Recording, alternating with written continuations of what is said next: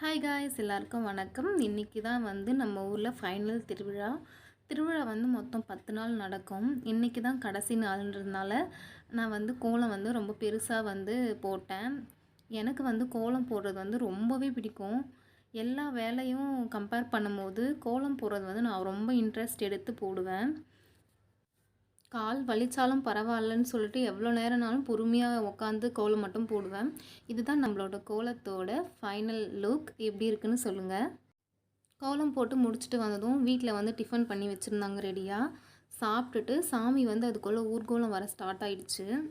எல்லோரும் சாமி பின்னாடியே போக ஆரம்பிச்சிட்டோம். அதுக்கப்புறம் அங்கே வந்து நெருப்பு குழி வந்து ரெடி பண்ணியிருந்தாங்க. அதில் தான் வந்து ஈவினிங்காக நம்மளோட சாமிங்க எல்லாருமே வந்து தீ மிதிக்க போகிறாங்க. ஆடி மாதம் பிறந்தாவே அது என்னமோ தெரியாது, நம்மளோட ஊர், நம்மளோட வீடு எல்லாமே வந்து கொஞ்சம் மங்களகரமாக இருக்க மாதிரி ஃபீல் ஆகும். அதுக்கப்புறம் அம்மனுக்காக வந்து எல்லோரும் வந்து வரிசை தட்டு வந்து எடுத்துகிட்டு போனோம் கோவிலுக்கு. நான் வந்து ஆச்சரியப்பட்டு பார்க்குற ஒரு விஷயம் என்னென்னா, அதுவும் அந்த கத்தி தெரியுது பாருங்கள். அது வந்து ரொம்ப மினிமலான ஒரு சந்தனத்தில் வந்து அந்த கத்தியை வந்து அழகாக நிற்க வச்சுருப்பாங்க. நெருப்பு மிதித்து முடித்ததும் அந்த கத்தியை தானாக வந்து கீழே விழுந்துருமா. நைட்டு திருவிழாவுக்கு சாரீ தான் வேர் பண்ணியிருந்தேன். நெருப்பு பார்க்கவே ரொம்ப பயமாக இருந்தது. அப்புறம் ஒன் பை ஒன்னாக நம்ம சாமிங்க எல்லாருமே வந்து வர ஆரம்பிச்சிட்டாங்க. ஃபஸ்ட்டு வந்து அக்னி சட்டி தான் வந்து நெருப்பு குழியில் வந்து இறங்குவாங்க. அதுக்கப்புறம் ஒன் பை ஒன்னாக வந்து மற்ற இருக்க சாமிங்க எல்லாருமே வந்து இறங்க ஆரம்பிப்பாங்க. சுற்றி எவ்வளோ கூட்டமாக இருக்குன்னு பாருங்கள். நானுமே வந்து அங்கே தான் நின்றுட்டுருந்தேன்.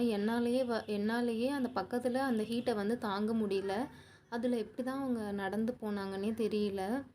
இந்த மாதிரி பார்க்கும்போது தான் நமக்கும் மிஞ்சின ஒரு சக்தி வந்து இருக்காங்கன்னு வந்து நமக்கு புரியுது. அக்னி சட்டிக்கும் முன்னாடி கோவிலோட பூசாரி தான் வந்து நெருப்பு குழியில் வந்து இறங்குவாங்க. ஃபஸ்ட்டு மல்லிப்பூ வந்து செண்டாக கட்டி அதை வந்து நெருப்பில் தூக்கி போட்டு அம்மன் மடியில் எடுத்துகிட்டு போயிட்டு அப்படியே கட்டுவாங்களாம். அந்த மல்லிப்பூ வந்து அப்படியே மலர்ந்துருமா.